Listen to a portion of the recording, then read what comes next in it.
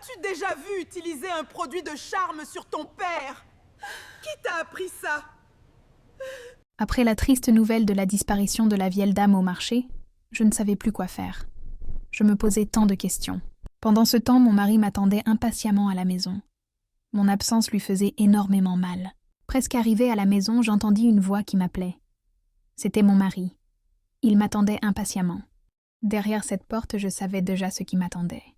À peine rentré, mon mari m'accueillit comme une reine. Vous connaissez la suite.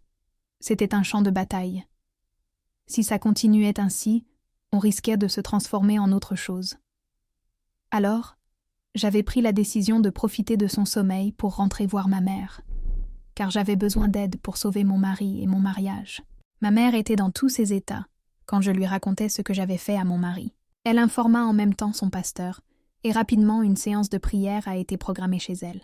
Après une longue séance de prière, le pasteur me dit « Dis la vérité à ton mari et il sera libéré ». Cette déclaration me donnait de l'insomnie. Mais les prières semblaient fonctionner. Mon mari commençait petit à petit à se détacher. Il avait du temps pour les enfants. Je n'étais plus au cœur de l'attention, et j'aimais cela. Pour la première fois depuis des semaines, il décida de se rendre au boulot. Malheureusement, son excuse n'avait pas été acceptée, et il fut remercié. Ce jour-là, il me regarda droit dans les yeux et me dit cette phrase que je n'oublierai jamais. « Aline, pourtant tout allait bien. Pourquoi moi? Qu'ai-je fait de mal? » En cet instant, je n'avais qu'une seule envie. Lui raconter toute la vérité pour qu'il soit libéré.